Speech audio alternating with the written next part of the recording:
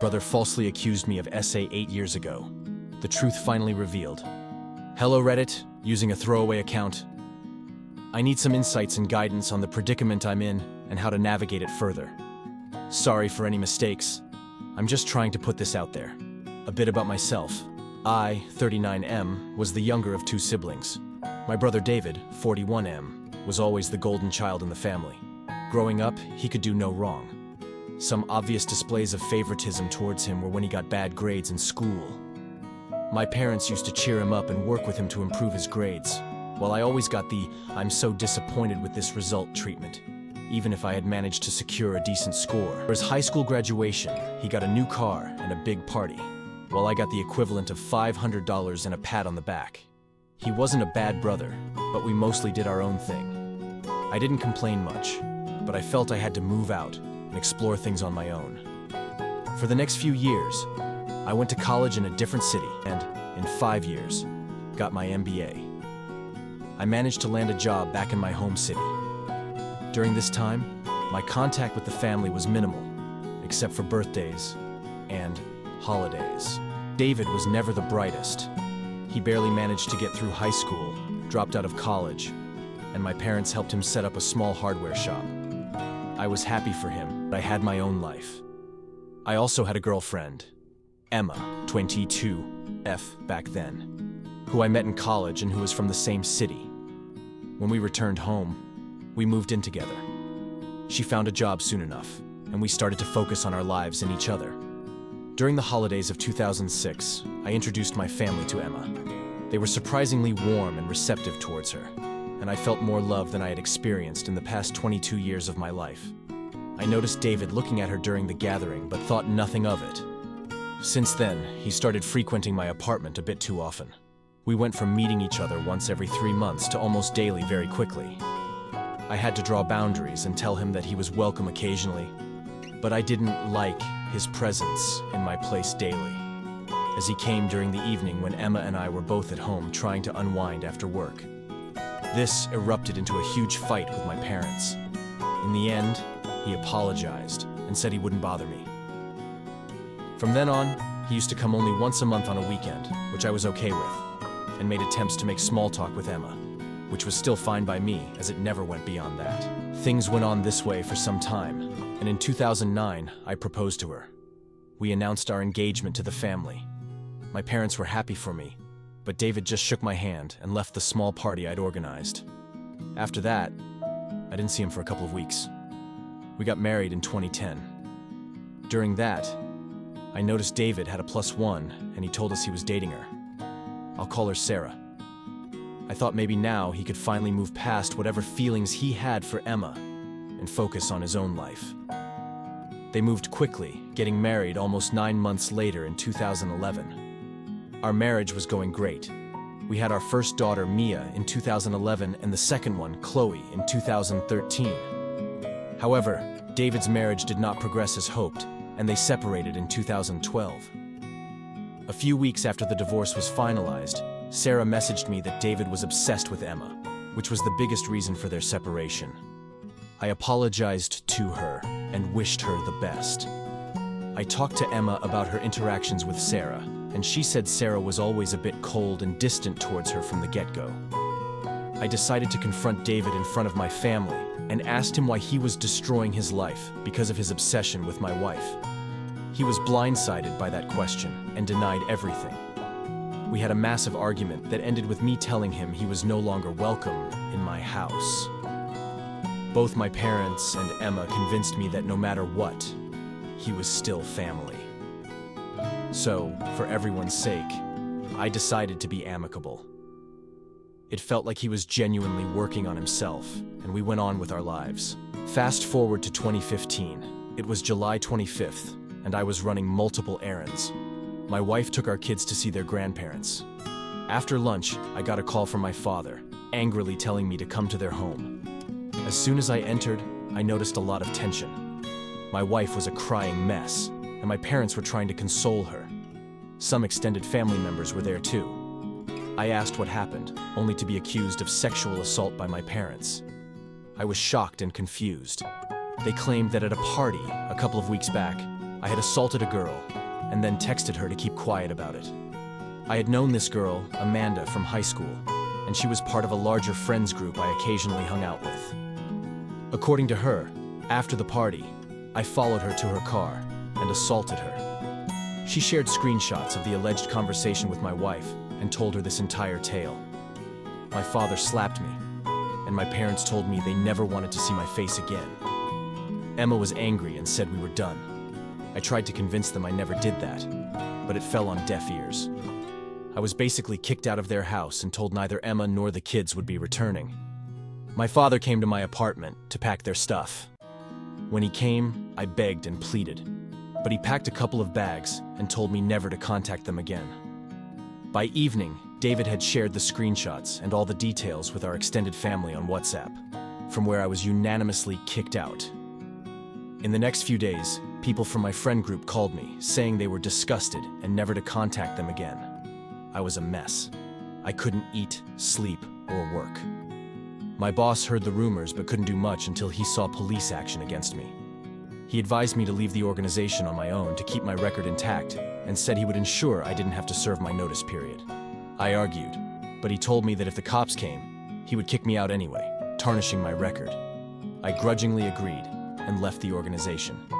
In mid-August, while I was still wallowing in misery, I received court documents, a letter of disownment and divorce papers. I was drunk, but I went to my parents' place anyway. David beat me up and told me I was a disgrace. My parents and wife looked from afar, but did nothing. I managed to get up after some time, a crying mess, realizing I had lost everything. I stayed holed up in my apartment for the duration of the divorce. It went as amicably as it could. Since I was jobless, and my ex-parents said they would pay for the child, I didn't have to pay child support or alimony. By January 2016, I was divorced, but trying to pick up the pieces of my life was hard. I wanted to confront Amanda, but realized it could have made matters worse due to women-centric laws in my country, meaning one phone call could land me in jail. In February 2016, I got into a major accident and spent 5 weeks recovering. The staff told me they contacted my emergency number, which was still Emma, and she hung up. No one showed up. Once I recovered, I realized I had spent a good part of my savings and needed to get back on my feet, if only to have a roof over my head. I realized I couldn't do anything where I was, so I sold my furniture, paid my dues for the rented accommodation, and decided to start from scratch in a different place. I moved to a city 2 hours away, tried to get a job but to no avail, drank myself silly, and had recurring thoughts of suicide. Nightmares became a norm. For 4 months, this went on until I ran into an old acquaintance, Mark, from college. He was quiet back then and didn't talk much. Seeing him after so many years was odd, but he spotted me and called my name. We greeted each other and talked about our lives. I told him I was in the city looking for a job. He had just quit and was planning on setting up a management consulting firm. He invited me for a drink later, where, after talking about our professional lives, he offered me a job. At this point, I thought I needed to work hard to get my mind off these thoughts, so I agreed. But I told him I wanted to meet him and his team first. 2 days later, he introduced me to another guy, Steve, and said it would just be the 3 of us going forward. I shook hands with Steve and told them I had something to say. I spilled everything that had happened to me, and with tears coming through, Mark and Steve said they felt sorry for me, but told me that if there was no criminal record, there would be no issue. I stated that the police never came to my house, and they were relieved. Mark mentioned running a full background check to be safe, and I understood and agreed.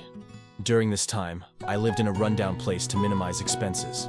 I waited patiently for 2 weeks, but kept looking for jobs in case things didn't work out.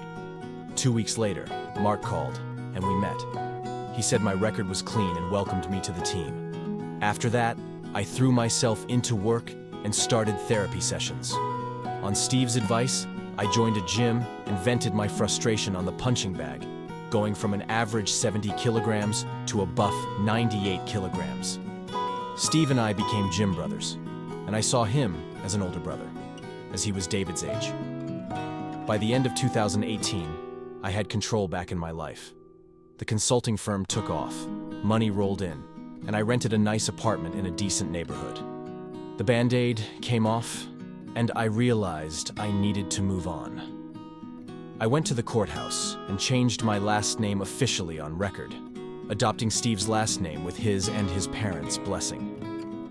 They saw me as a nice guy and involved me in many family functions, including me being the best man at Steve's wedding. So, this was a way of thanking them as well. I tried dating, but it never worked out due to my emotional issues. Until I met Kim, 28F, in 2019. She was half Korean and half Italian. I met her at a coffee place where I picked up my coffee and occasionally sat. She worked behind the counter. We only interacted when I ordered, but one day, Derek noticed her looking at me and told me to ask her out. I approached her hesitantly and asked her out for drinks. We had a nice date, and she said she hoped to see me again. I knew this might go the same way my other dates had, where I told them about my past, and they ran off. However, the second time I took Kim for lunch, I decided to tell her before we moved ahead. I wanted to let her know about my past so she could make an informed choice. She was blindsided. I told her I never had and never could think about doing that to anyone, and that I was still struggling to move on from the aftermath. She needed to know what she was getting into before we went further. A couple of days later, Kim called and said she wanted to meet. We met at the same coffee place, and she told me she trusted me and wanted to give it a shot. I was skeptical, and even cried a bit, because I couldn't believe I could find some normalcy in my life. We went out for a few dates and enjoyed each other's company, and it felt like I was finally able to start healing. We went on a vacation to Europe and had a great time. When the pandemic hit in 2020, we stayed in contact through phone and FaceTime. When things regained some level of normalcy, she asked if she could move in with me, and I agreed. She lost her job at the coffee shop and tried job hunting. She was an amazing cook, and I suggested she set up a place and get into the food business. By mid-2021, with the financial backing of her parents, she had a cloud kitchen delivering food to nearby areas. Our lives were going great. I still had emotional issues, but I no longer had thoughts of suicide, though the nightmares continued occasionally. Kim announced in February 2023 that she was pregnant, and a range of mixed emotions came over me, from joy to sadness for the loss of what I once had. Kim comforted me, and we fell asleep in each other's arms. A couple of days later, I proposed to her, and she was overjoyed. It felt like everything was finally moving to a point where I could have some peace in my life. We were set to be married, and all the preparations were in full swing for our wedding in mid-June this year. At the end of May, I got a call from an unknown number. When I picked up, I heard someone crying. She said, "Hi, it's Amanda." I recognized her voice and cut the call, trying to hold back my anger. Kim saw my face and came over, concerned. I told her who it was. When the call came again, Kim picked up and put it on speaker. A man explained he was Amanda's fiancé, and she wanted to come clean. She got on the phone, apologizing and crying. Kim did most of the talking as I became a sobbing mess, unsure of what to do. Kim said they would call back. She immediately called Derek, who listened patiently as Kim explained. He hugged me and advised setting up a meeting at a lawyer's office with her confession for any future issues. I called my lawyer, explained everything, and he set up a meeting. 3 days later, we met at his office. Amanda looked half dead with her expressions. Her fiancé was the only person with her. My lawyer set up the meeting with a camera to record it. I asked him to mediate and asked Kim to come with me. We sat across the room, and Amanda explained what happened. She and David were dating in 2015, but no one knew. He was behind the entire assault plan. She went along because she loved him. He got a new phone, stole my profile pic, and used it to create fake screenshots by chatting back and forth with Amanda. I went from crying to filled with rage. If it wasn't for Kim, I might have been charged with assault. Kim was furious and worked up due to the pregnancy and tore into Amanda. My lawyer tried to maintain civility, but Kim was pissed. She told Amanda's fiancé that if he still married her, he deserved what was coming to him. Fighting back anger and tears, I asked why they were telling me now. Mark explained they were drunk a few weeks back, and Amanda blurted out how she helped an ex destroy a marriage. That stuck with him, and after pushing her, she came clean. He pushed her to own up to her mistakes for peace. After helping David, he became cold and distant, breaking up 6 months later. She felt terrible, but was too scared to come clean and spent time in therapy. After everything was laid out, my lawyer suggested a 30-minute break.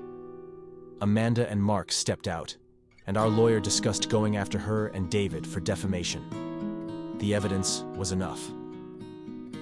I didn't want this to spoil the wedding and decided to wait until after. I told Amanda I would be in contact, but didn't want her telling anyone else. I didn't want drama from my ex-family impacting my wedding. Kim hugged me, saying she trusted her instincts, and we felt a weight lifted off our shoulders. We had a small wedding with James and Steve as best men, and a 3-week honeymoon in Europe. It was amazing. The nightmares came more frequently, but Kim was always there to support its smears. My therapist said I would need to confront my ex-family sooner or later for closure. In July, I called Amanda and told her what she needed to do. She had to talk to Emma alone and explain everything. She cried, saying Mark left her. I told her I wasn't sorry and that karma hit everyone. A couple of days later, I got a text from Emma. Despite being blocked, I had been sending birthday and holiday wishes. This was the first message in 8 years. She asked if we could talk. I told her I would call her in a few hours. I was with Kim when the call took place. Emma sobbed uncontrollably, apologizing and saying how terrible she felt. I maintained my composure. I told her it hurt, knowing she thought so little of me, and quickly moved away. I asked about Mia and Chloe. She said they were doing well, and told me about Amanda's confession. She said she had told my ex-parents, and they were stunned. They all wanted to contact me, but she reached out first. I told her what she did was beyond hurtful. I asked about David. She said he was kicked out of the house. I chuckled. She said she married David a year after the divorce, and he never got over her. They have a daughter together. I told her my conditions. She had to inform the extended family about David. I would only co-parent my daughters, and I would decide when to meet my ex-parents. I hugged Kim, keeping my emotions in check. She cried for both of us, and we fell asleep. The next morning, my phone was bombarded with messages and calls. I was added to the family group where everyone apologized. I replied, saying I was an outsider and wished to remain so. I would forgive them on my terms. Some tried to call me out, and I shut them down, saying they were not in a position to judge me. A couple of weeks later, I told Emma to bring Mia and Chloe over the weekend. Kim wanted to meet them too. We met at a public park. Emma looked disheveled but tried to look good. Mia and Chloe had grown so much. The only memories I had were on my phone. Emma tried to hug me, but I declined. I introduced her to Kim as my wife, and she broke down. Kim comforted her, and we sat down. I grabbed my girls and cried. They were conflicted as they only knew David as their father. There was a lot of crying and talking. By evening, we exchanged stories. Emma said she married David a year after the divorce. He took care of her initially, but his business failed during COVID, and his parents were dipping into their savings. She said she was filing for divorce and couldn't stand him. I told her she was free to do what she wanted. I wanted Mia and Chloe to attend family therapy sessions to heal and be part of their lives. They would be with us on weekends, but that would wait until our baby was born. Emma said my ex-parents wanted to reach out. I corrected her, saying they were not my parents. But both she and Kim said it would help me get closure. I agreed, telling her I would decide when and where to meet them. We spent Sunday together, enjoying the city. Mia and Chloe hugged me warmly before leaving, and I told them I would see them next week. I would come to them for therapy sessions. The therapist said they would need to know what David did in time. She suggested I write it out here for outside perspectives. If it wasn't for Steve pushing me, I might not have made it here. What should I do? I plan to confront my ex-parents sooner or later. Despite calling them ex, I still have emotions for them. How do I deal with David? I don't want to see him, but do I go after him for defamation, knowing it might impact his daughter? Thank you for watching. If you enjoyed the stories and would like to hear more, please consider subscribing to our channel. Your support helps us continue bringing you captivating tales and new content every week. Don't forget to hit the notification bell so you never miss an update. We appreciate every one of you for being a part of our storytelling journey.